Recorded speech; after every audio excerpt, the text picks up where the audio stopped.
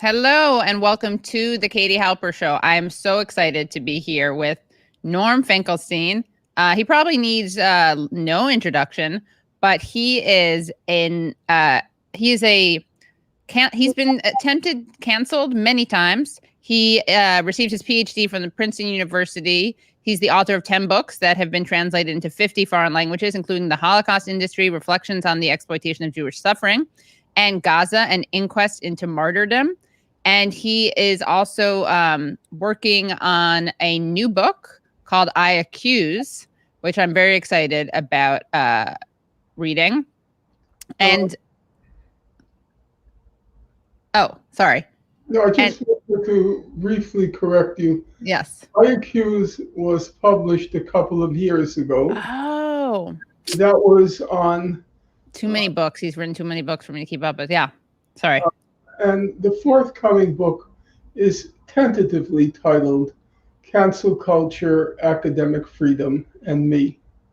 Got it. Okay. So I Accuse already came out. Sorry about that. And the forthcoming book is tentatively titled Cancel Culture, Academic Freedom, and Me. That's correct. Okay, great. Well, thank you so much for coming onto the show. And you're also well known probably among my viewers and listeners for fighting the good fight against people like Alan Dershowitz.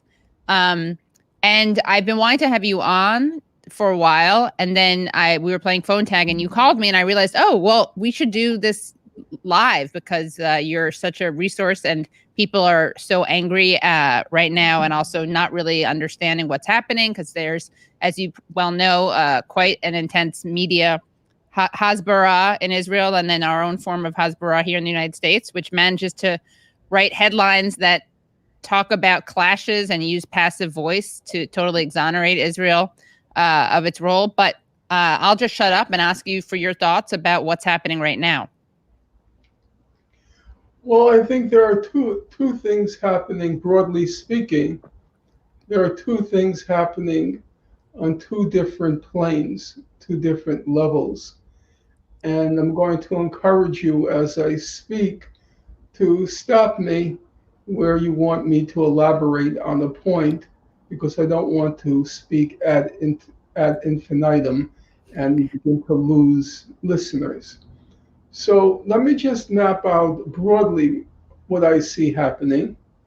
First is the headline news, which is the explosion in East Jerusalem, which was a long time coming. There have been intimations for the last few weeks or more that Israel's expulsions of families in East Jerusalem were at some point going to climax in a clash. And that happened this past week. You can never predict when they're going to happen, but obviously a breaking point had been reached. That's the political aspect, the facts on the ground. And that's what's right now garnering all the headlines. There's another aspect to this conflict which has been getting some, but not equal media attention, and that is the quite dramatic, and one might say, a turning point in the Israel-Palestine conflict at the legal, at the moral, and at the public opinion level. I'll collapse all three: legal, moral, public opinion level. And for some of your listeners, it's particularly revealing of what's happening in the American Jewish community. Now, let me just try to back up and put things in context. First, the major development. The major development is this past week, Human Rights Watch, which, as you know, is the leading human rights organization in the world. It's the most prominent, the most influential, the most well endowed. And I would also say, because it's pertinent to what I'll be saying this evening in our conversation, it's also the most centrist, it's the most mainstream of the human rights organizations. And this past week, Human Rights Watch put out a very substantial report.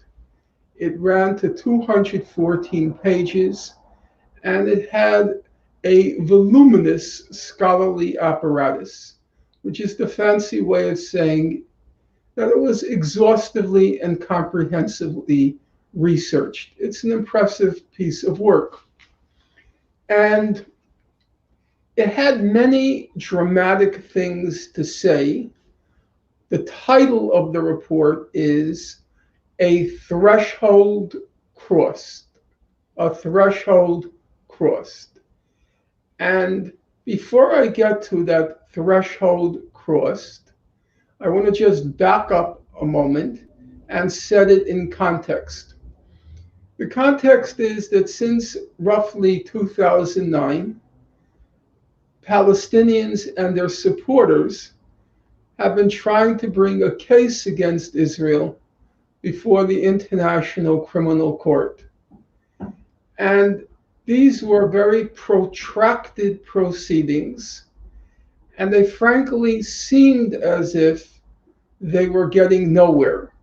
There were two cases brought before the court. One was, after many, many years, finally dismissed by the chief prosecutor, Fatou Bensouda. That was the subject of the book, the title of which you mentioned, I Accuse. It was an attack on the chief prosecutor of the ICC, Fatou Bensouda. And then there was a second case brought before the court. The second case was also dragging and dragging and dragging, and it looked as if it was going to die out. However, this past year, for reasons which I won't go into now, the court finally decided it's proceeding with an investigation into Israeli war crimes against Palestinians in the West Bank and East Jerusalem, as well as Gaza. Now, one hurdle had been cleared to pursue this investigation, but there were still many other hurdles to be cleared. I myself, having followed the case closely and studied it, I was very skeptical the Palestinians would be able to clear the next hurdles. There are a lot of legal technicalities which would have enabled the court to kill the case. And I didn't think that they would be able to prevail, the Palestinians. But then, lo and behold, about 3 months ago, the Israeli human rights organization B'Tselem, which is the main Israeli human rights organization monitoring Israeli crimes in the occupied Palestinian territories, it came out with what one might call an astonishing position paper. And I'm just going to read you the title. I'm not going to belabor you with the text, just the title. A regime of Jewish supremacy from the Jordan River to the Mediterranean Sea, this is apartheid. A regime of Jewish supremacy from the Jordan River to the Mediterranean Sea, this is apartheid. Now, there are three notable things about that title. Number one, they use a very incendiary phrase. The phrase is Jewish supremacy. Now, obviously, for an American ear, that sounds an awful lot like white supremacy, Jewish supremacy. There's not even a flea's hop separating the two. So to a public which has been, mostly because of the Black Lives Matter movement, very much sensitized to issues of Jewish supremacy and Jewish white supremacy and white domination, It was, as I said, an incendiary phrase. Secondly, usually in discussions of the Israel-Palestine conflict, there's Israel here and the occupied Palestinian territories there. Israel's legitimacy is more or less accepted. The point of contention is the state and future of the occupied Palestinian territories. B'Tselem did something new. It said, we're no longer talking about Israel here, occupied Palestinian territories there. There's just one state now. We have to be honest about it. There's just one state between the Mediterranean and the Jordan River. And that one state is Israel. And that one state is a Jewish supremacist state. As the report goes on to say, this state is built on, its foundation is Jewish supremacy. And then it takes the next step and says this is an apartheid state. Well, that crossed several red lines. Number one, it no longer acknowledged the legitimacy of the state of Israel. The point of contention was no longer just the occupied Palestinian territories. It was the whole thing. And number two, they compared it to apartheid. And for Israel's supporters, that's been a bogey. You can't compare it to apartheid. So this was a development which, frankly, speaking candidly, I was shocked.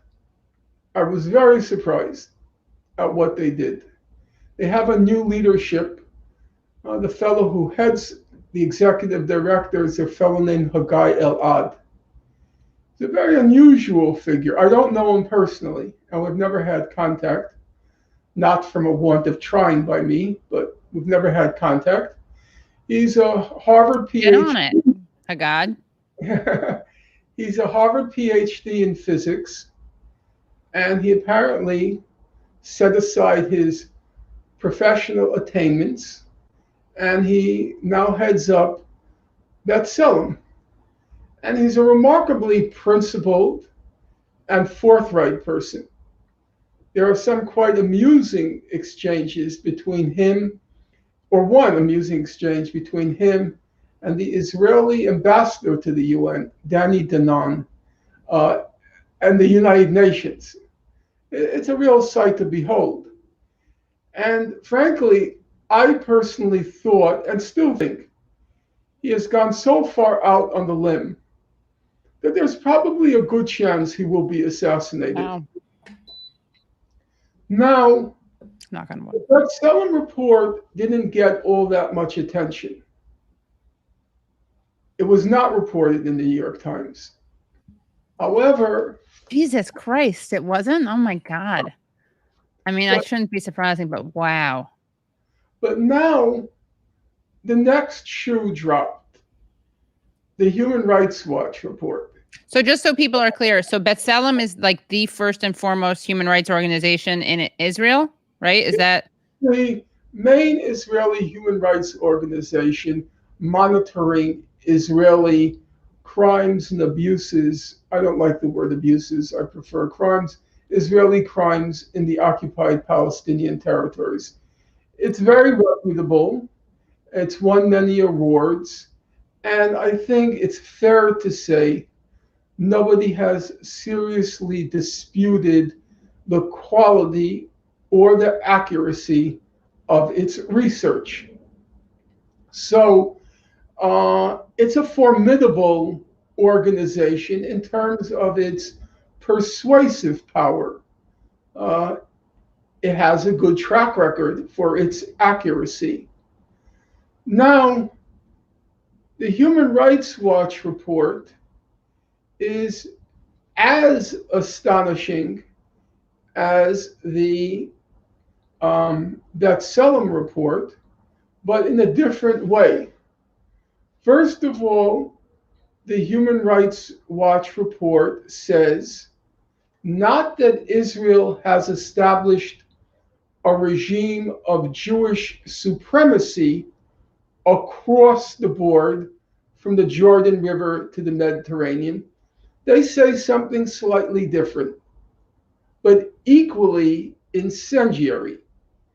They say Israel has established across the board from the Mediterranean to the Jordan, Israel and the occupied Palestinian territories, they have established a regime, I'll use their words now, a regime of Jewish domination over and against the Palestinian people. Okay, here's their report, yeah.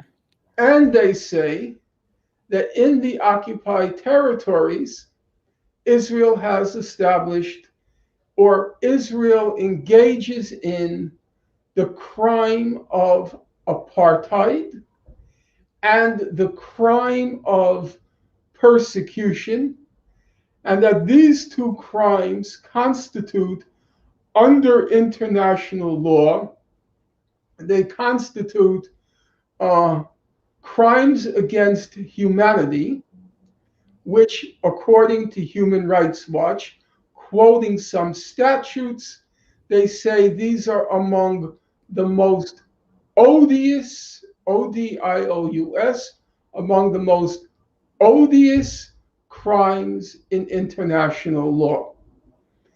And they say that the ICC, the International Criminal Court, it should not limit itself to investigating Israeli war crimes, but should go to the next step and investigate Israeli crimes against humanity. So it's already taken what you might call out on the limb positions, but I'll get to that in a moment, get back to that in a moment. The other thing it does, which was total surprise to me, I'm not saying these things for their theatrical or emotive effect. I'm being quite sincere, candid with you. I've studied this conflict since 1982 when Israel invaded Lebanon. It eventually became the topic of my doctoral dissertation. And so I'm pretty inured to events in the Israel-Palestine conflict. I kind of think I've seen it all, but I do think some things are really happening which are very surprising. It's the 1960s song that I grew up with. There's something happening here. There is. Something is happening. There's no doubt about it. Because the Human Rights Watch report doesn't just stick to the present. What is the situation now? What has been the situation the past 10 or 20 years? The B'Tselem report is basically a description of the present. The Human Rights Watch report, I'm not exaggerating. Believe me, I don't exaggerate. I'm very careful about staying true to the facts. It goes all the way back to Israel's establishment in 1948. It even goes back to 1947. And it says, from the beginning, Israel, in order to create this Jewish state, the Zionist movement, and then the state of Israel, they tried to do two things. Number one, they tried to, I'm using their words now, engineer a Jewish majority in Israel. Because for the founders of the state of Israel, a Jewish state could not be a Jewish state unless there was a Jewish majority. And so they wanted to engineer that Jewish majority. Well, there was only one way to engineer the Jewish majority. You had to expel the indigenous population. There was no other way to do it. And so Human Rights Watch, it delegitimizes the notion of, or the legitimacy of, an objective of a Jewish majority, because it says in order to create that Jewish majority, it could only be created at the expense of the Palestinians.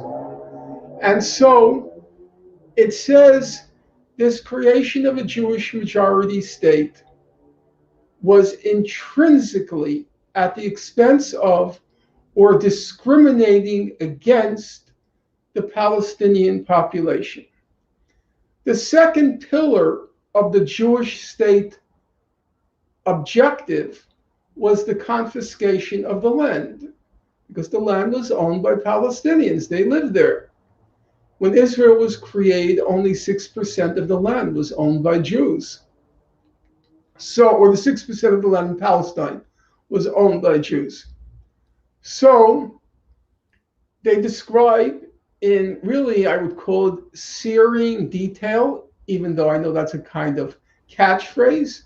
They describe this in searing detail, this juggernaut, this maw, which is gobbling up the Palestinian land, dispossessing the Palestinians of their land.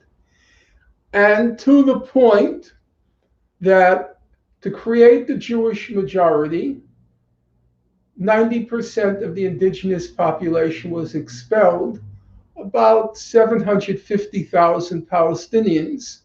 Now, with their descendants, Human Rights Watch gives a figure of 5.7 million Palestinian refugees. And then on the other end, they say that Israel controls 93% of the land is state-owned land. And that 93% is earmarked only for Jews. Palestinians constitute 19% of the population of the state of Israel, about 1.6 million people, and they are confined to about 3% of the land. To cut to the chase and to make a long story a little bit shorter, the effect is, and I wish, it's hard for your generation or probably most of your listeners to appreciate. The long and the short of the report, and I'm not quite sure if the Human Rights Watch is really aware of what they were doing. Honestly, I'm not sure, but the long and the short of the report is it completely delegitimized the idea of a Jewish state. It said a Jewish state is inherently discriminatory and in critical respects, in order to create and preserve until today, in order to create or engineer and to preserve till today a Jewish state, Israel committed many inhuman acts, crimes against humanity, inhuman acts. The massive forcible eviction of people from their homes, the massive illegal confiscation of the land of the Palestinians. And there are two things to say to that, and then I kind of would like a dialogue with you, if you don't mind. Of course, yeah. Or just two things I would want to say to that. Is number one, what's happening now in East Jerusalem, you just see it when you read the Human Rights Watch report. You see it as part of this juggernaut that began in 1947, this relentless, heartless confiscation of Palestinian land. They just don't stop. You know the expression? The hunger increases with the eating. Mm-hmm. The more they consume that land, the more they want more and more and more. And so after reading the report, you see what's happening now in East Jerusalem, in Sheikh Jarrah. You just see it as one more step in this long trajectory, this relentless, heartless juggernaut, this maw of stealing the land from those hopeless, helpless, and hapless people. That's one point. The second point I would make is where I began where I said, we left off a few moments ago. Human Rights Watch is a mainstream organization. It's not a radical organization. They don't watch its leadership. They don't watch Useful Idiots. They don't watch Rising. They watch NPR. They listen to NPR. They read the New York Times. In their leisure, they read the New Yorker. They probably subscribe to the New York Review of Books. Probably maybe a few subscribe to the London Review of Books. They're very mainstream, very conventional. They're also very Jewish. Kenneth Roth, the executive director. Shonda. He goes on the Shonda list. No comment. This is the mainstream progressive and centrist Jewish community. And they're very dependent on Jewish donors.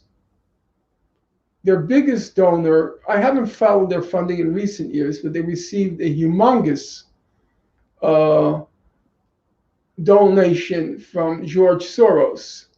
It was a spectacular number. I can't remember now. If you Google it, just do George Soros Human Rights Watch. And so they must be very sensitive to how far they can go on the Israel-Palestine conflict before they lose their donors and they lose their constituency, which tells me that having done the calculations, they reached the conclusion that their donors and their constituency were ready, were prepared, could digest a human rights report issued by HRW, which not only condemns Israeli policy in the occupied Palestinian territories and describes this policy as the crime of apartheid, the crime of persecution, and those two crimes, apartheid and persecution, are crimes against humanity under international law, which, as I say, constitute among the, quote, most odious crimes in international law. They went not only that far, but they described the whole regime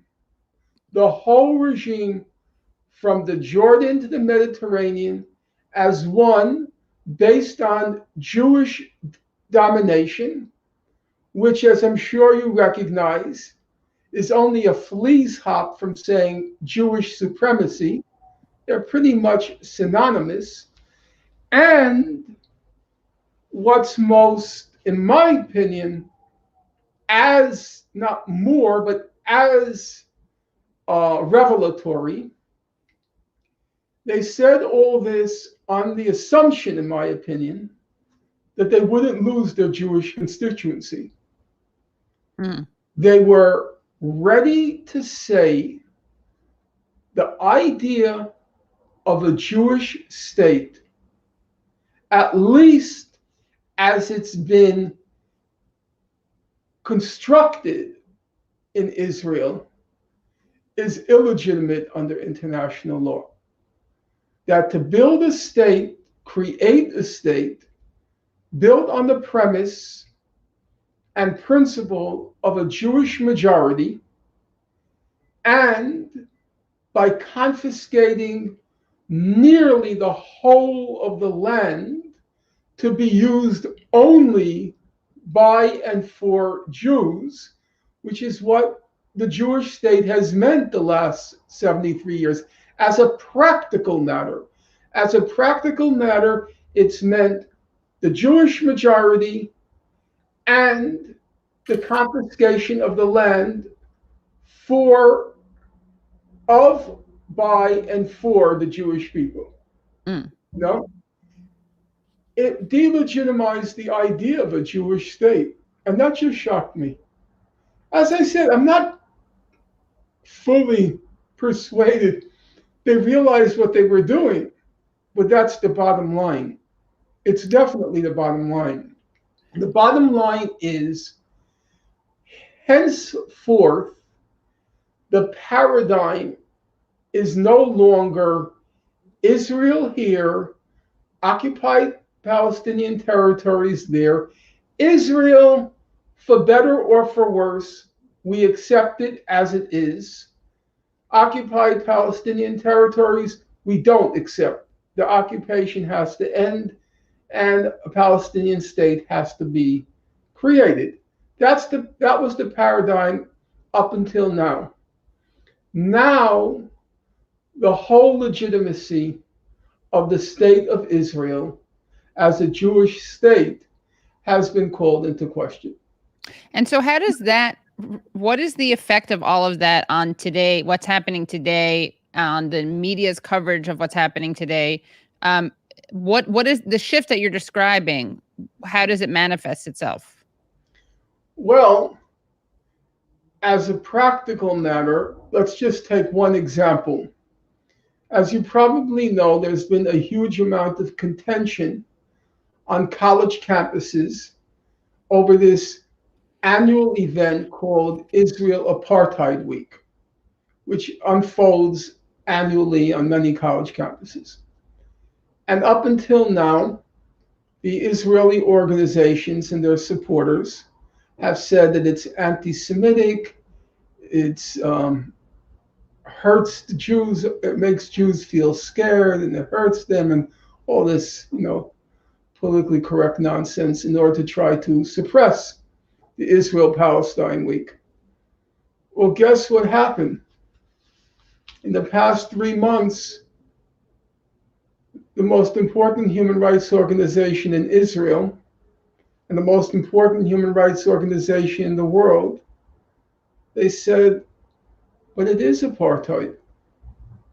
And they just legitimized Israel Apartheid Week. How can the Israelis answer that now and their supporters? You want to suppress a term, apartheid, that's been appropriated now by Human Rights Watch and B'Tselem? So I think this is a major setback for Israel's apologists. I think they're probably now in a panic mode. And I think that events like what's happening now in East Jerusalem will no longer be seen in isolation. When you read the Human Rights Watch report, you now see it as a momentary flashpoint in a long trajectory. Now, you asked me, what is its implication now for the events there? I think there is something of quite interesting happening. What do I mean? Well, the flashpoint is in East Jerusalem. However, Palestinians in Haifa, Palestinians in Nazareth, they're all joining in. Palestinians in the West Bank are joining in. Palestinians in Gaza via the so-called rockets. They're joining in.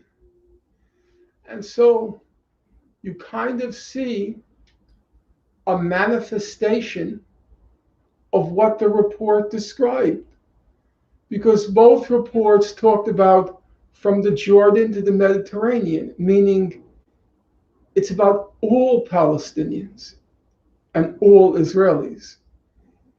And you see now a bus caravan from Haifa, a bus caravan from Nazareth, Palestinians in the West Bank, Palestinians in Gaza. So you get, it appears, I don't want to read too much into it, and like many flashes in the pan, it may just disappear. But for the moment, it seems like it is becoming a struggle no longer confined to the occupied Palestinian territories or confined to Gaza, as was the Great March of Return beginning in March 2018, or confined to the West Bank. It's now spreading among all Palestinians. And I think it's a significant development. It's possible that all the terms for understanding the conflict and resolving the conflict, those terms are now being called into question, and they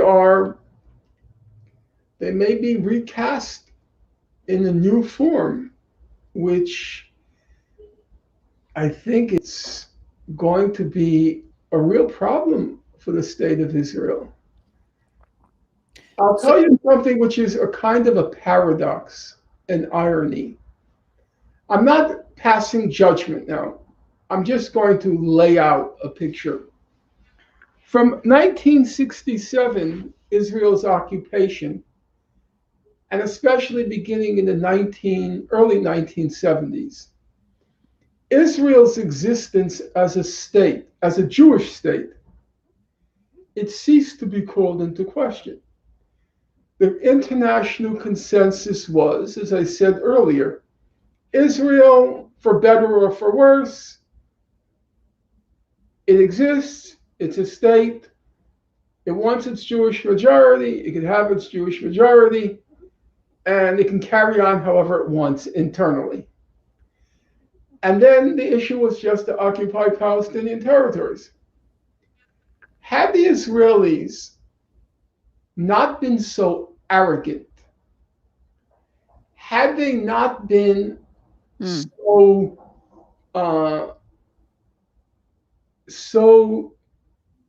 supremacist, so contemptuous of the Palestinians, had they just calculated their own best interest, they would have settled for the two states and just let's move on. Right. But the arrogance, that Jewish supremacy, that impulse for Jewish domination, the cheapness to which they reduced Palestinian life, it had a paradoxical consequence. And what was the consequence? The consequence was that now their whole legitimacy is being challenged. When it first came up, you're too young, obviously, to remember, but in 1975, with the Zionism is Racism resolution at the UN, when it first came up, the Western states, in particular the United States, it expressed its outrage, its indignation. How dare you say Israel is a racist state? How dare you say Israel is a apartheid state? You probably remember this, the American official, I won't call him a statesman, Daniel Patrick Moynihan. Mm-hmm. And Daniel Patrick Moynihan made his whole reputation by sitting in the United Nations. You could find it right now on YouTube. Just enter Moynihan, UN, Zionism is racism. And you're going to see the picture of him holding up his hand, giving his no vote to that resolution. And that launched his career. It launched his career. I got it. If you want to watch it, I have it. Right. And here is the irony, Kate. It's going to be lost on most of the viewers, because they're too young, and lamentably, I'm too old. But here is the irony. What Moynihan is objecting to now, the Zionism is racism resolution at the UN. Guess what? You now open up Beth Selim's report, you open up Human Rights Watch report, and what did they say? The Israeli state is based on Jewish supremacy and Jewish domination. Now, isn't that an irony? Isn't that an irony? That's what the reports are now saying. Exactly what launched Daniel Moynihan's career, denouncing that claim, as did the whole of the Western states and the American media in particular. That position, Zionism is racism, or Israel is a Jewish supremacist state based on Jewish domination, that notion has now been legitimized. And that's it's a real, from a historical point of view, it's a real irony, because to use I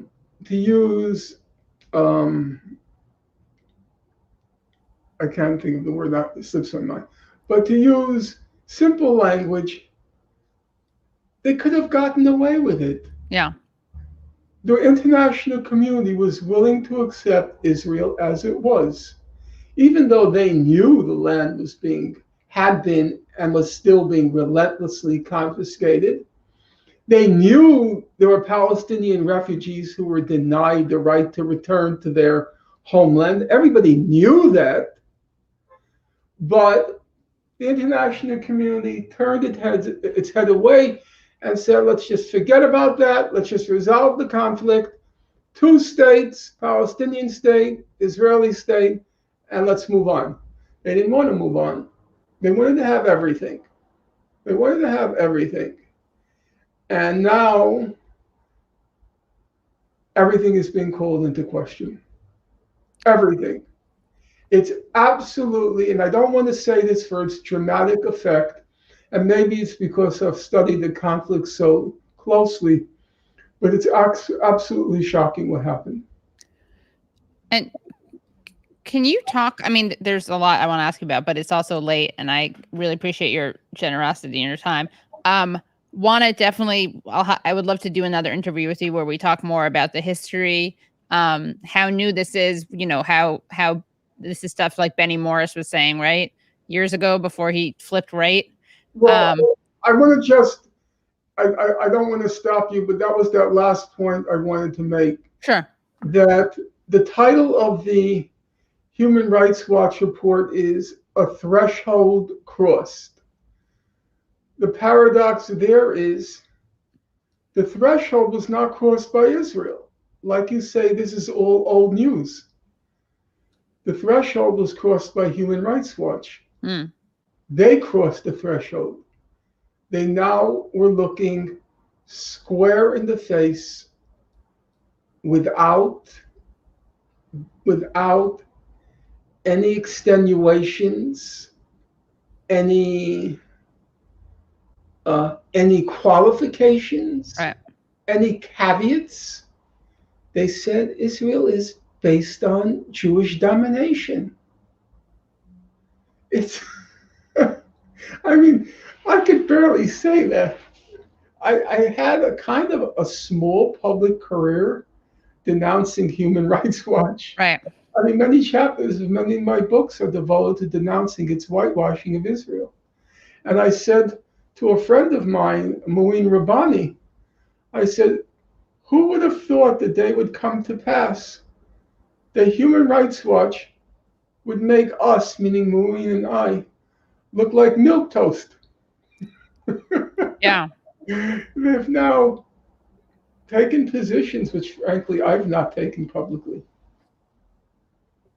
I was of the school, let's just resolve this, let's end the occupation and move on. Yeah. But now the terms are changing. So how have they, so it used to be, let's end the occupation and move on, and we'll have a 2-state solution. And now it's basically, let's end the occupation, can't move on yet. We're going to have to do more than end the occupation and have a 1-state solution. I don't know the answer to that. I think we're still in flux. But what I do think is quite clear is critical aspects of what's come to be known as the Jewish state, namely its right to maintain, preserve a Jewish majority, and its right to hold territory only for the use of Jews. And also, I should have added, Human Rights Watch denies the legitimacy of the law of return, that every Jew has the right to come to settle in Israel and get automatic citizenship. But, as Human Rights Watch says, a Palestinian who was born there, lived there, and traced his or her roots there cannot do that and is languishing in a refugee camp. They say that law of return is inherently discriminatory and reflective of Jewish domination. So they cast doubt on the legitimacy of that, or they clearly say it's illegitimate. Now, what that will mean ultimately in terms of a political settlement, I can't predict that. But what you just said, I think, is precisely right. Now we end the occupation, but there are still other things that have to be cleared up here. Right. There's still some problems here. There's still some problems here. And the problems are right in your state. They're not next door. Right.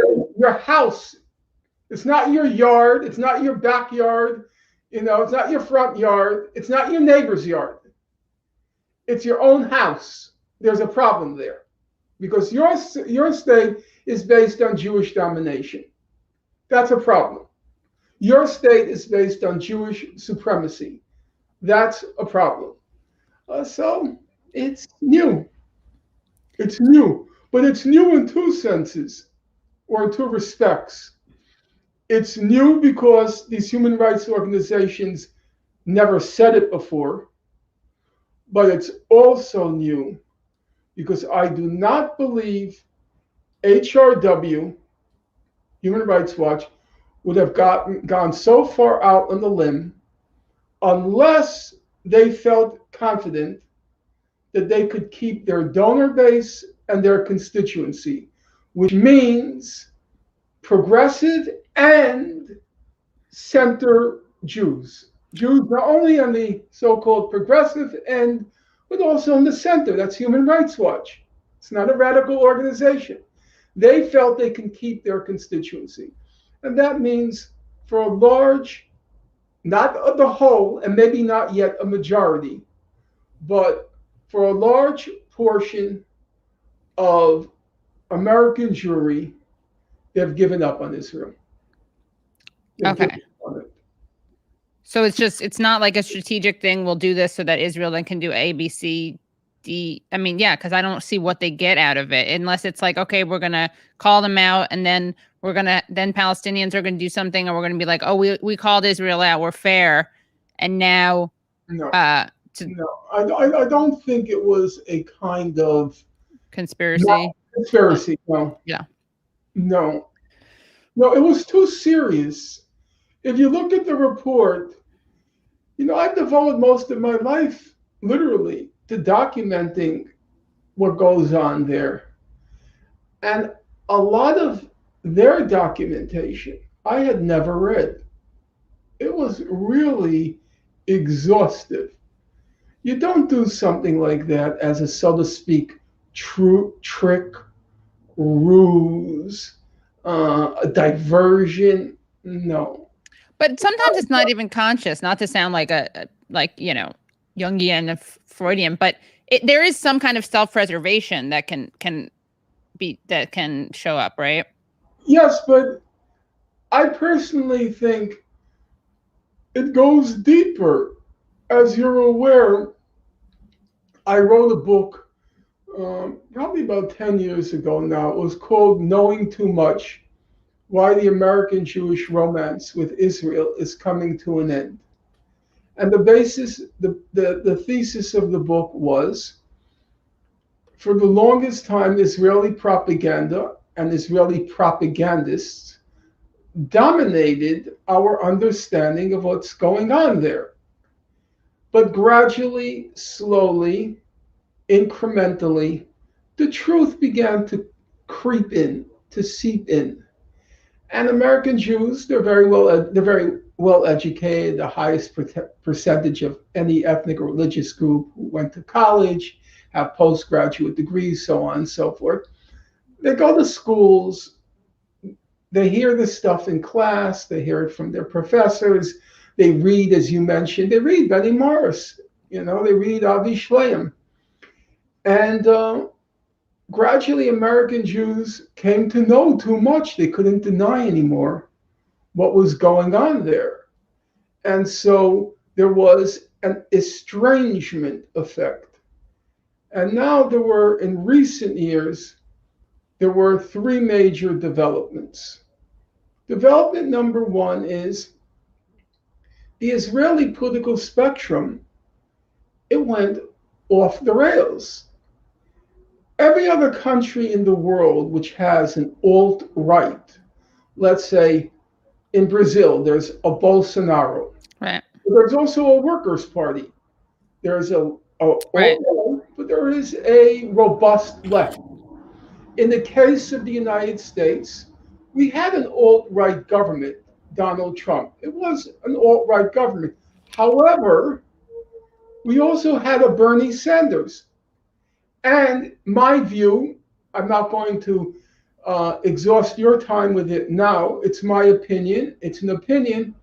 My opinion is, if there had, up until South Carolina, it looked like Bernie was going to win the Democratic nomination up until South Carolina. Had he won and had he faced off Trump, I think he would have won. Me too. I can't prove it, but I think we can both agree it's a reasonable possibility. Yeah. The thing about Israel is there's no center and there's no left. There's just a right, a far right, and an ultra right. That's it. There's no center. There's no left in Israel.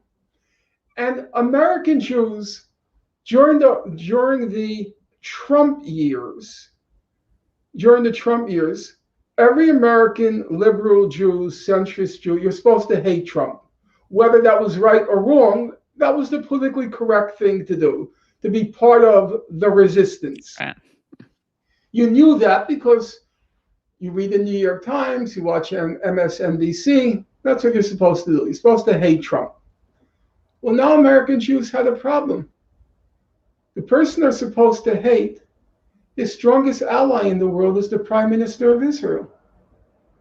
That's a problem for American Jews. Trump's number one ally was Benjamin Netanyahu. There was a bromance between the two of them. If you looked at opinion polls from around the world, except for one country in Africa, it may have been Liberia, but I can't tell you for sure. The only country in the world where a majority of the population, the only one where a majority of the population loved Trump, was Israel. And so now you have a problem for American Jews. Israelis love it, Trump. The prime minister of Israel loves Trump. Trump loves them. So for American Jews, it's very hard to reconcile. It's very hard to reconcile. But aren't there a lot of liberal Jews who fall into that category, who like the narrative, or will say themselves, look, we should criticize Netanyahu. He's too much. He's a bad guy. But Israel, but that's different from like BDS, or that's different from questioning Israel. Israel has the right to defend itself. Like they either feign or have convinced themselves that Netanyahu's maybe a bit too much. Yeah, but the problem is Netanyahu is now on the left end of the spectrum. Oh, yeah. The spectrum, as I said, goes from right to far right to ultra right. That's the spectrum. So you can't say Benjamin Netanyahu's too much.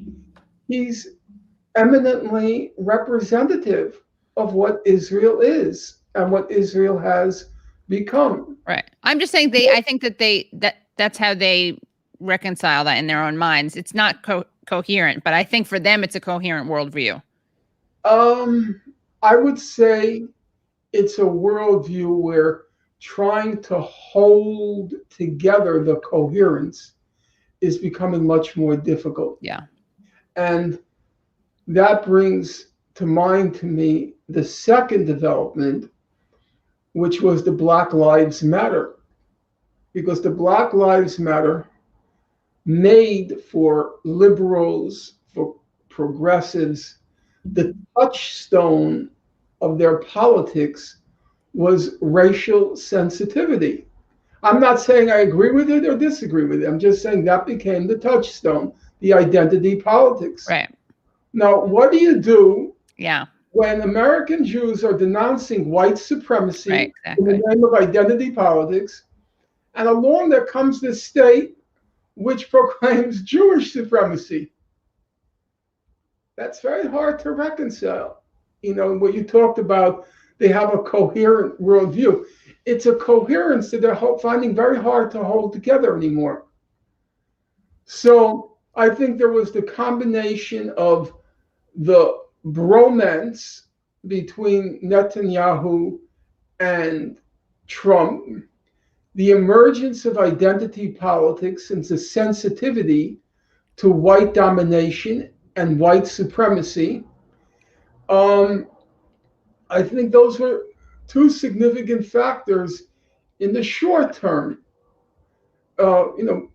After my own book came out, in the short term, which are making Israel it's a very difficult thing for American Jews to any longer cling to in public. It's like, if you know the expression, Israel's become like the Meshuggah ant, who you put in the attic, and you prefer not to show to company. Right. And Israel, for a large chunk of American Jews, is a subject which, if they have the choice, they'd rather not talk about. It's like I went out for dinner this evening with a couple of friends, and there was an older woman who joined us. And she said, let's not talk about politics. Let's not talk about politics. And now for Israel, around the dinner table, family gathering, let's not talk about Israel.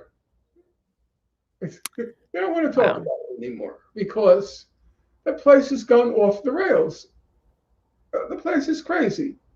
It's a lunatic state. So I think it's become an embarrassment. And I don't believe that HRW would have taken this step unless it calculated the same way as I am now, that we are not going to lose our base, our donor base, our constituency, if we say these things. And also, if you work within HRW, it's not just the leadership, there's a staff. There are lots of idealistic people. There are idealistic people who joined HRW or Amnesty International or various other NGOs because they really are committed to certain basic human rights, and they aren't yet cynical, Yeah. you know, and they see the same things as you and I see. And they're not kind of trying to patch together their worldview. They want their Yeah. worldview to be based on what's really happening. And now they're going to open up, this report. They're going to say, there's a real problem here. There's a real problem here. So I think Israel's in for a bumpy ride now. And certainly its supporters are going to have a very hard time now on college campuses. Very hard time. And can you just put into context for people who are not caught up, the context of what is happening right now in terms of the mosque, in terms of oh, by the way, I just want to share this with you guys before and then I know how late it is, but I wanted your commentary on some headlines, because I don't know if you've been looking at this, but the way that this is being covered in the media is sadly it's not surprising. But there's a lot, again, of like passive voice. Let's see. So USA Today writes, more than a dozen tear gas canisters and stun gun grenades landed in the Al-Aqsa Mosque, one of Islam's holiest sites, as police and protesters faced off inside the wall compound that surrounds it. So that's interesting. Tear gas canisters and stun grenades landed. Well, there was a video I just saw on YouTube of Israelis dancing and cheering. Oh yeah, there's that too. Yeah. That on Al-Aqsa Mosque. Yes, which really which you would never know from that headline or from this one. Hundreds have been wounded in new clashes between Palestinians and Israeli security forces. Again, it makes it seem like both sides are equally armed. More than 300 people were wounded. Renewed clashes between Palestinians and Israeli police. There's like nothing. I think I saw one headline that actually had a verb attributed to Israel. I would say, I don't want to be Pollyannish about this, but I don't think they're going to be as successful anymore. Who, Israel? You don't? With the hiding the truth. We saw the video of them dancing and singing as the fire blazes on Al-Aqsa. Yeah, let me look at that. But look, it's barely up there. They were all wearing Jewish yarmulkes. Yeah, let me look for that. Okay, so what would that be? How would I find that? Just put Al-Aqsa Mosque fire, Jews cheering. It was actually quite hideous. Oh yeah. It was actually quite hideous. I'm sure I missed one. Okay. If you were to imagine in a neighborhood like where I live, in Ocean Parkway, where there's about 2 synagogues in every block, of Muslims gathered around the synagogue while the synagogue is on fire and they're cheering. Yeah. I'm looking for that. Where's the thing with cheering? Oh, they were all singing. I know. It's disgusting. Singing, cheering. Where is it? It was huge. I know. Why can't I find it now? Cheering. Let's see. Cheering Al-Aqsa Mosque fire. Right, 1 second.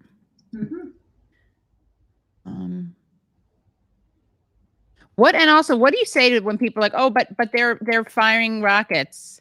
Oh, but they're firing rockets. Oh, but they were hiding weapons in the mosque. What are your responses to the kind of most common? Well, I'm not aware that they're even making the claim that there were weapons hidden in the mosque. I'm not aware that that claim was made. As far as Hamas firing so-called rockets, I think they have the right to show solidarity with the people in Jerusalem. Is it politically a prudent thing to do? I'm not sure. It may be a useful distraction for Israel. It might be. But there's a difference between what's prudent politically and what morally you have the right to do. Right. I think morally, they have the right to register their solidarity with Palestinians who are being evicted from their homes. And you know why they have the right to do that? Because 70% of the people of Gaza are Palestinians and descendants of Palestinians who were, guess what, evicted from their homes. 70% of Gazans suffered already the fate of the families in East Jerusalem. They not only suffered that fate, they have endured it for 73 years. They were denied the right to return to their homes. So if they fire some rockets, which you know as well as I know, are largely symbolic in their effect. If they fire some symbolic rockets to show their solidarity with other Palestinians now being threatened with the same fate as they suffered in 1947 through 1949, morally, they have the right to do it. Absolutely. I have no problem with that. Found the footage. Sorry about that delay. It's going to nauseate you. Remember, Al-Aqsa Mosque is the third most holy site in the world for Muslims. And they set a fire on the mosque, and all of these lunatic Jews, of which it's not a small number, they're all cheering. Yep, here it is. Can you guys hear that, or is my audio not set to the right thing? Your audio is fine. Okay.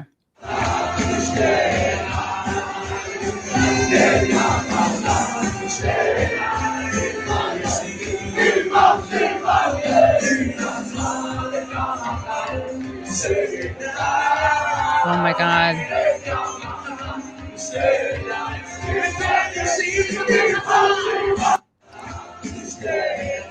They're not even Orthodox, are they?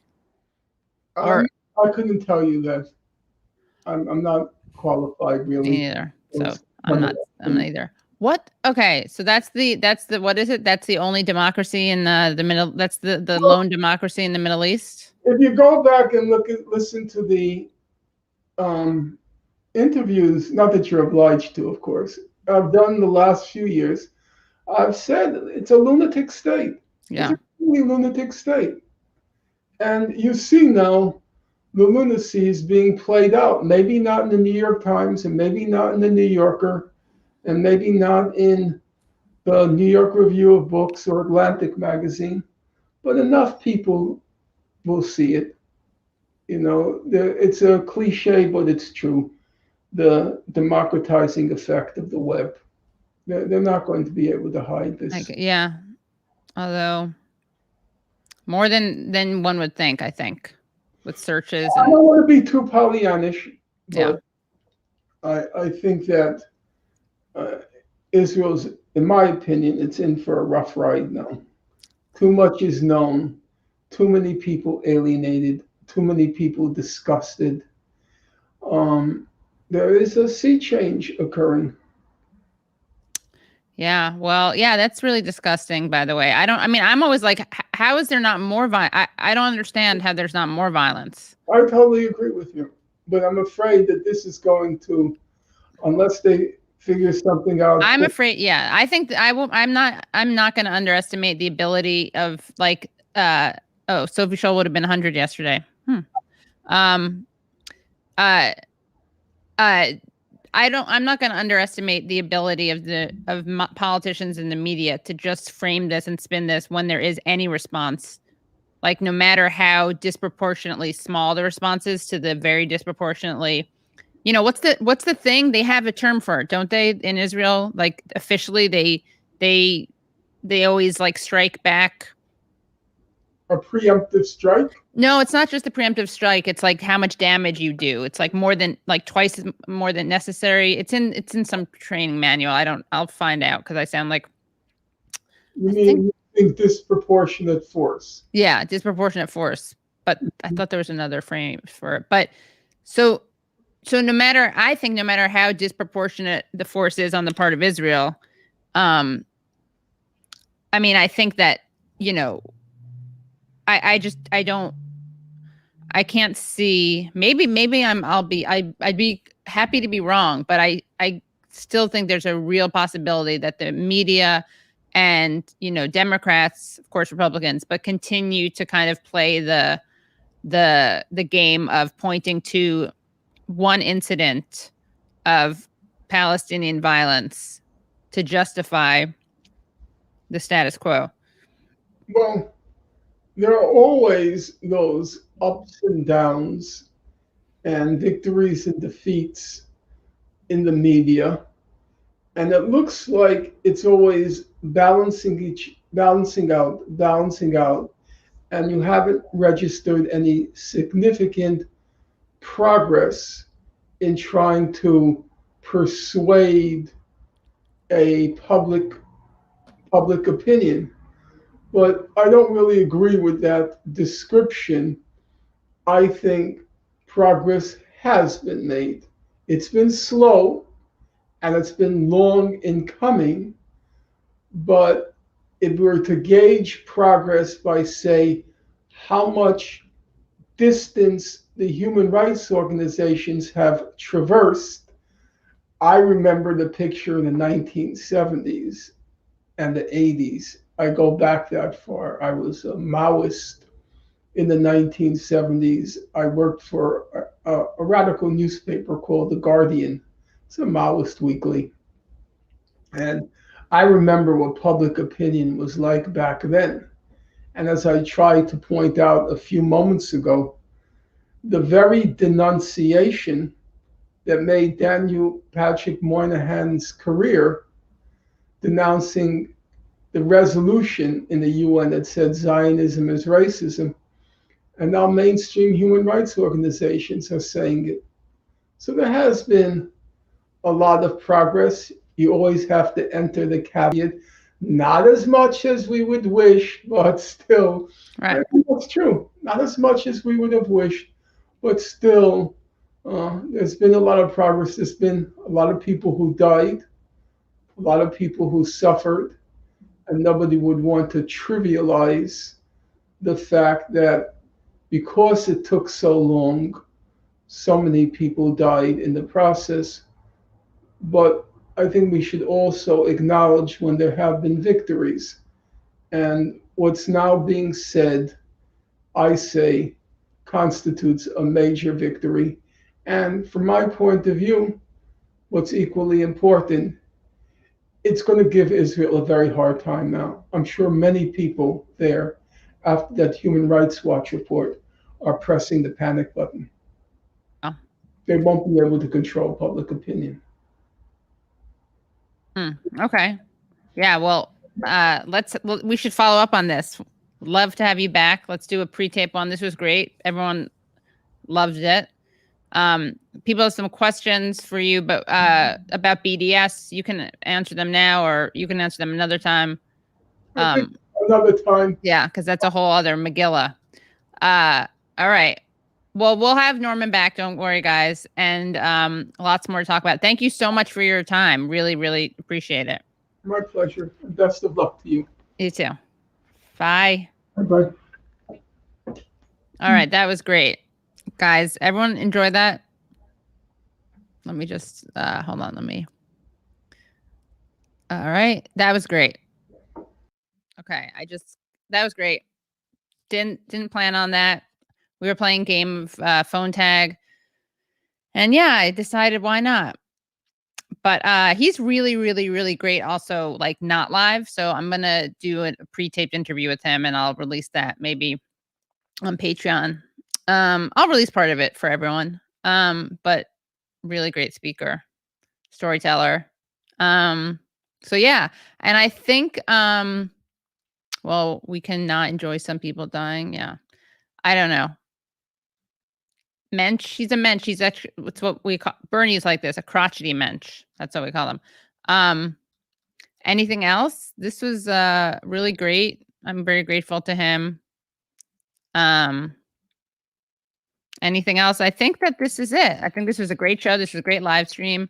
I'll have more people on to talk about this. Would love to have someone who's there live. Try to get that set up. Want to have Ali Abu Nima back on the show. I have a lot more people I'm planning to get back. And then what is this? Okay, I know I ignored the trolls. Oh, you guys want to see a cool tweet that I did that got some love? I'll show it to you. But who's this troll Jordan something who's like Katie's gonna like faking wokeness for the money? Jordan, if you're there, rewrite your thing. I think I maybe screen grabbed it. But it's something about how I'm doing stuff for money, and this is how what is it? Zionism works too, BTW. I shouldn't ruin this very good stream with like talking about that stuff, but I'll do another one. Oh, good. He's been blocked. Thank you. I don't usually like blocking people. Maybe give him a timeout and offer him the chance to pay some money for me to read his things, and then we can invite him in. Sorry, my thing went. He also had weird stuff to say about my dad being a neoliberal. Okay, thank you, Thomas Barnes. Anything else? Yeah, I'm getting filthy rich off of YouTube. Yeah. I won't feed the trolls. Anything else? There were some good Hasbara comments, but I gotta go to sleep. I gotta do that for Think of the Group.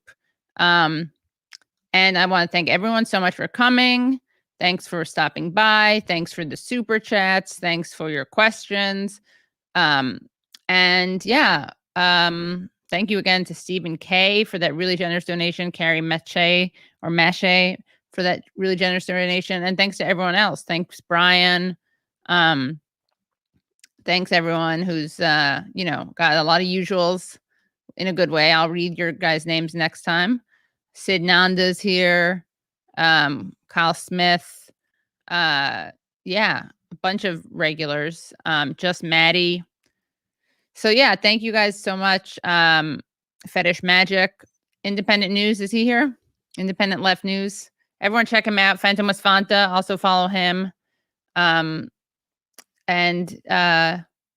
Yeah, that's insane. We'll see what happens. I don't get why their donors would be okay with this. I think maybe it's just that they're gonna have to get donors elsewhere. I don't know if people have really given up on Israel.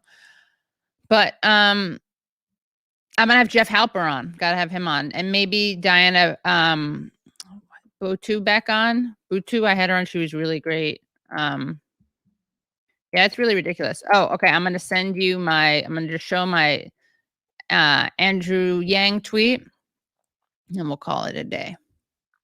Kind of self-righteous. By the way, something that Norman didn't talk about is that his parents were survivors of the Holocaust. I can't remember which concentration camps, but he likes to say which concentration camps as opposed to just the Holocaust. So if someone can look that up,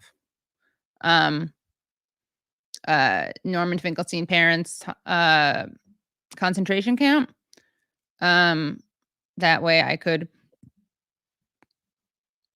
tell you. What's your final project? Whoops, that always happens.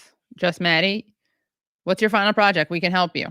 All right. And then here's the tweet. Then I'll.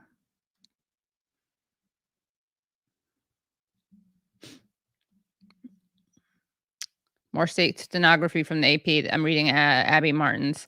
The Palestinian kids were killed fighting with Israel. Palestinian health officials in the Gaza Strip say 20 people, including 9 children, have been killed in fighting with Israel. Israel said it struck a number of Hamas targets in response to rocket fire out of Gaza. It said 8 militants were struck. That's just an amazing. Let me just show you guys this because this is a pretty amazing headline.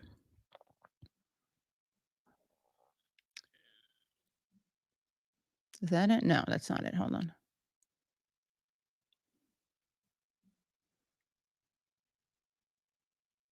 Okay, I retweeted it. That's why it's showing up. Okay.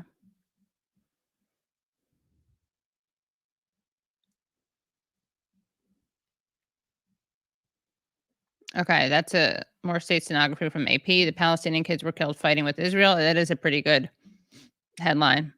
Like, disgusting. Okay, and then let's see.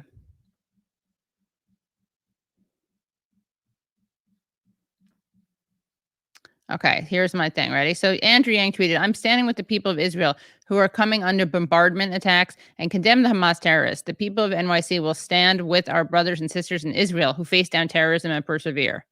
So I tweeted, quote tweeted, I'm a native Jewish New Yorker whose family died fighting fascists in Spain and Nazis in Poland. I'm standing with the people of Palestine who are under illegal dehumanizing occupation. I condemn Israel's terrorist regime. So there's that.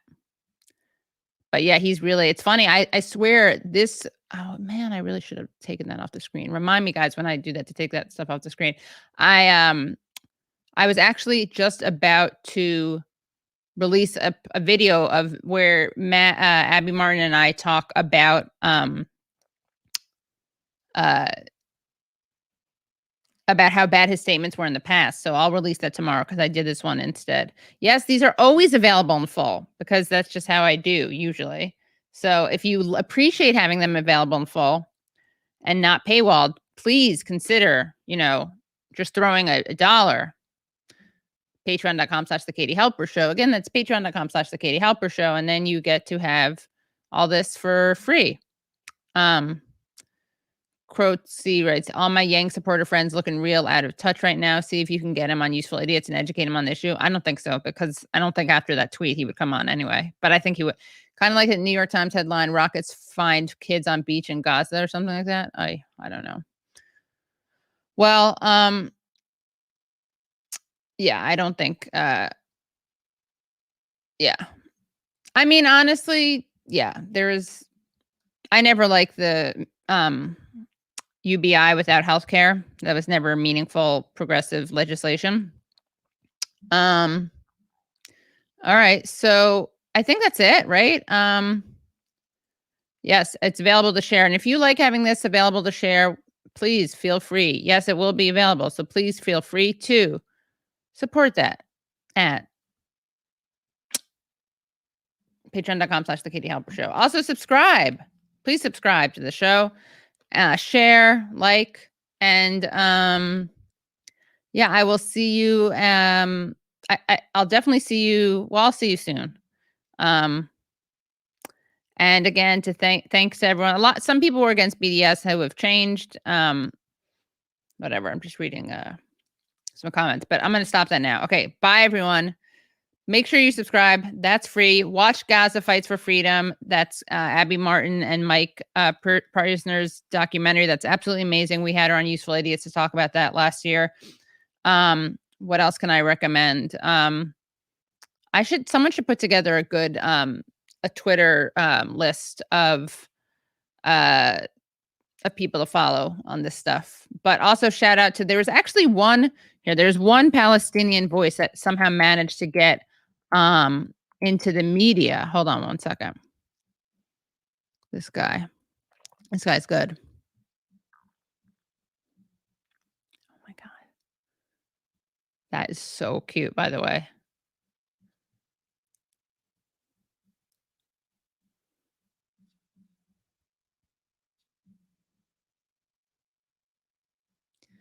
This guy, what's his name?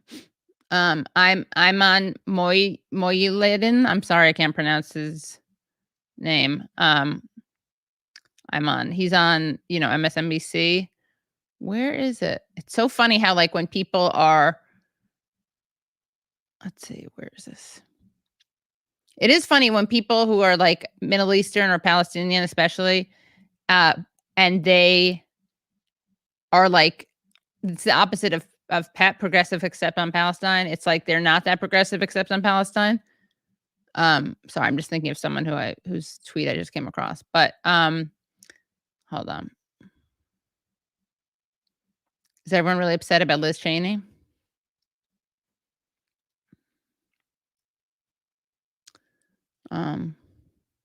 Yeah, this is really dancing. It's just disgusting.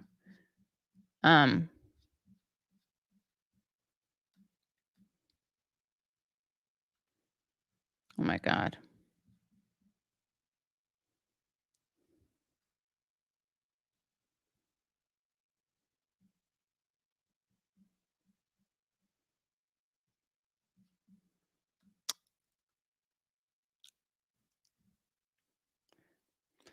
Abdul El Sayed has a pretty good tweet. Matt, here, let me look into this.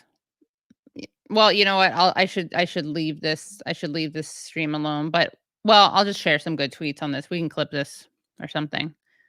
All right, let's see. All right. Yeah, Abdullah Syed writes, math teaches us something about symmetry. Yes, targeting civilians is wrong.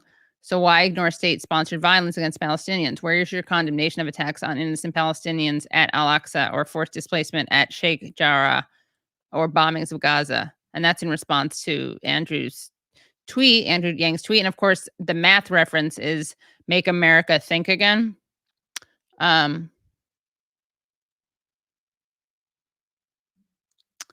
Let's see. Yeah, they really are. I mean, that is just disgusting. Yeah. 200 pounds. Yeah.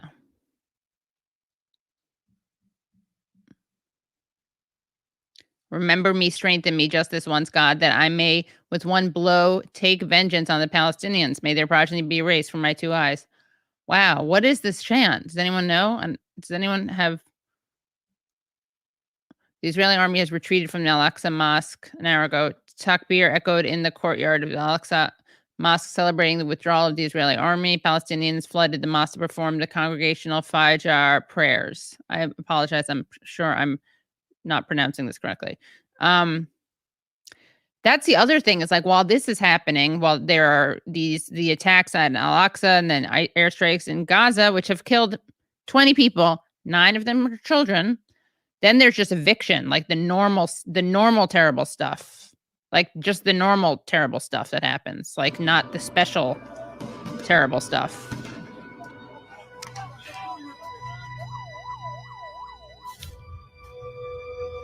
Yeah.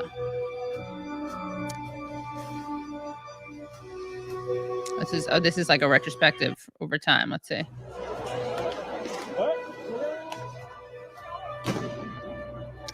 Families face eviction this Ramadan. But here's some of the things that Israel has carried out during Ramadan in previous years. 7 weeks of Israeli airstrikes. 2,251 killed, 10,626 wounded. Israel opened fire on protesters at Gaza border. 4 Palestinians shot dead, over 600 injured on the last Friday Ramadan, while 2 days prior to Ramadan, Israel shot and killed 68 unarmed protesters. More than 20 Palestinians killed in Israeli airstrikes, including pregnant women and infants. This was 2019. This goes through the year. Israeli forces attack worshippers outside the closed Al-Aqsa Mosque. That's 2020. Israeli forces attack Muslim worshippers at Al-Aqsa Mosque, 2021. At least 205 injured. Yeah. What is that TRT? What is that? Who made that TikTok? TRT World.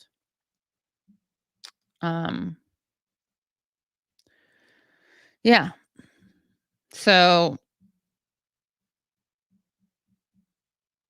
yeah, that's yeah. A lot of people closing this up. Sorry.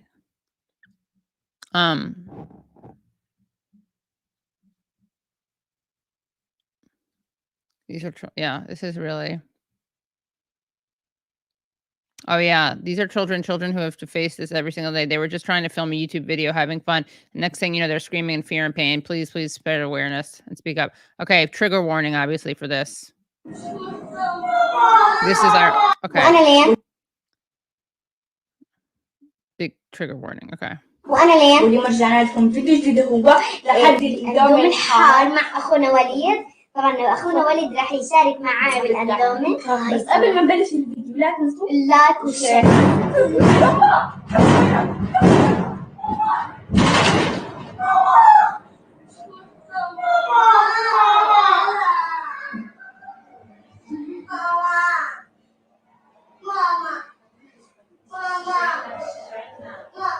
That was for a spicy ramen challenge that they were filming. Yeah. So yeah. It's oh God.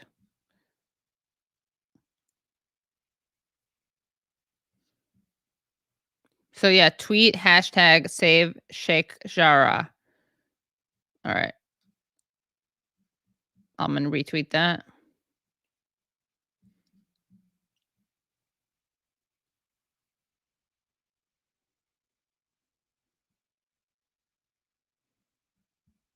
Yeah, it's really, I mean, it's really, really bad. Let's see, anything else new? Israel launches deadly airstrikes on Gaza following Hamas rocket fire on Jerusalem after violence. So there they are, like attributing the deadly gunfire, deadly airstrikes, because there were rockets fired. We don't even know if they landed on anyone or killed anyone, do we?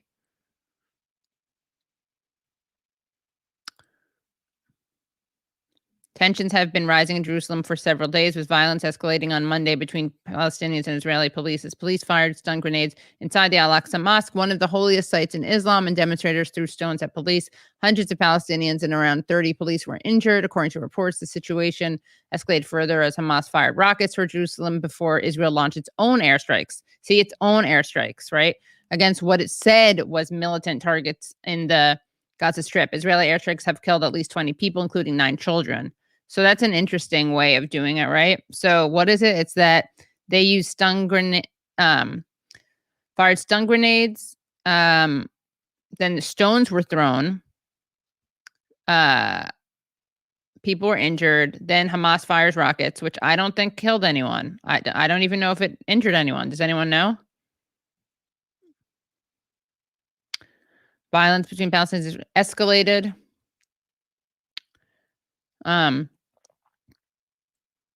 Oh, there's a Jewish nationalist march marking Jerusalem Day through the Old City. Oh, it's canceled. Continuing demonstrations. Israel launched deadly airstrikes on okay, again, Israel launched deadly airstrikes in Gaza Monday in response to a barrage of rockets fired by Hamas and other Palestinian militants amid spiraling violence sparked by unrest at Al-Aqsa compound. And then here it has a little graphic about all the major developments, all the violence. I need bigger monitor. So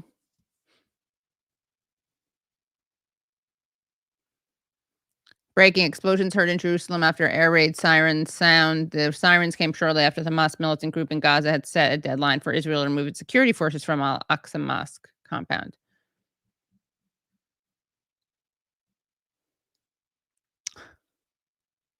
Jesus Christ. Okay, this is good. World News Tonight, PBS, right? Is that what? No, what's World News Tonight? It's ABC.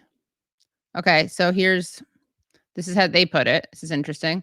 Deadly escalation. Martha Raddatz reports on a dramatic escalation in violence with over 150 rockets launched into Israel from Gaza by the militant group Hamas and the Israeli military responding with airstrikes, reportedly killing 20, including children.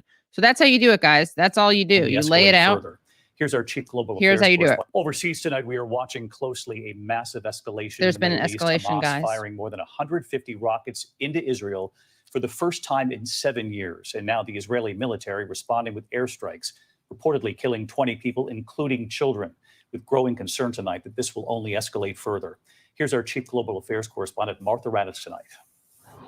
Tonight, a dramatic escalation in violence. More than 150 rockets launched into Israel from Gaza by the militant group Hamas.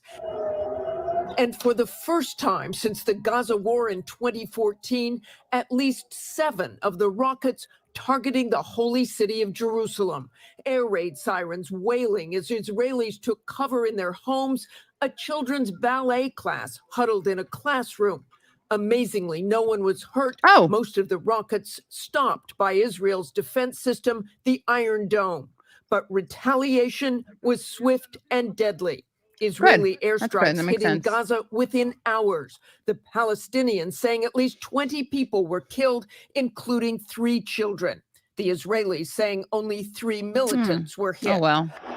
The clashes in Jerusalem have been going on for weeks. Palestinians protesting restriction of movement and the planned eviction of some Palestinians from their homes.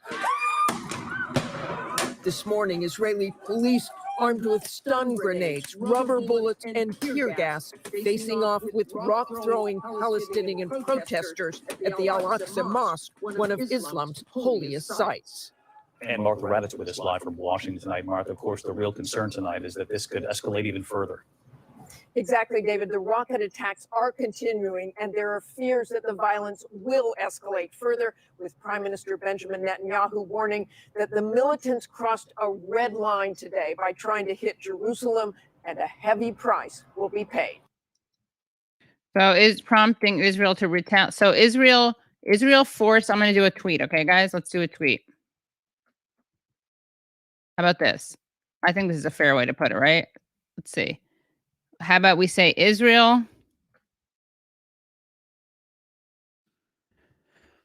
forced to respond to non-deadly, non-injuring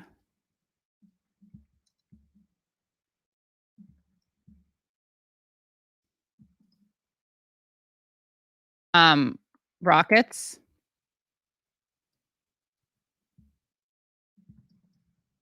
fired by Hamas by, what is it?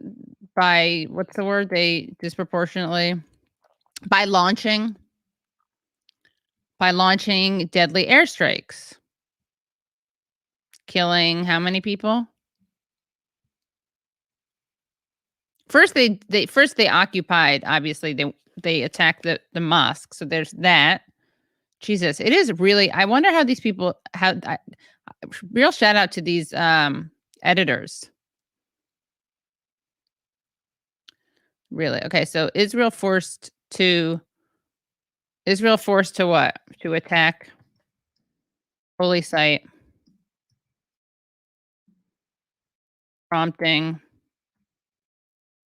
I'm too tired to do this. Someone tell me what to do. Someone give me a good tweet. All right. What is it? Prompting. Yeah, by killing children, right? So Israel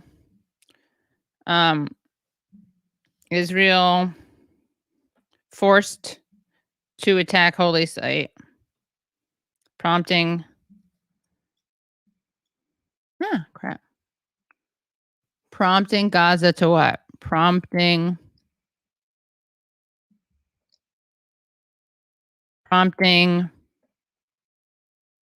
Hamas to fire from rockets, which injure nobody, right? Not a single person. Forcing Israel to retaliate by killing children. Well, really by launching, yeah. Okay, got it. There, we got it. Good. All right. All right, guys. Yeah. This is great. Oh, 20 killed. 9 children, right? All right, I'll do that. Yeah, that didn't have enough info in it. We'll do that again. We'll do it again. That wasn't the best, guys. We'll do better next time. Okay, so I will see you guys soon, and thanks for everyone. And oh, let's see what the other comments that we got. Of course, you can't just move your country. I know. Obviously, Israel's wrong here. It's, yeah, the Golda Meir quote is probably the scariest Israeli quote, and it's the most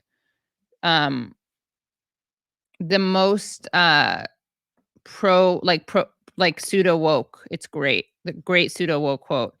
I'll find it for next time. But it's basically about forgiving Arabs for killing our kids, but not forgiving them for making us kill theirs. All right, I do have to go to sleep. It's late. Thanks everyone. Say hi to Brad, everyone. Everyone say hi to Brad. Just one comment saying hi to Brad.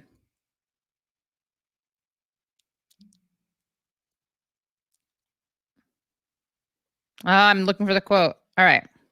Hi, Brad. Look at that. Alex. Okay. Bye, everyone.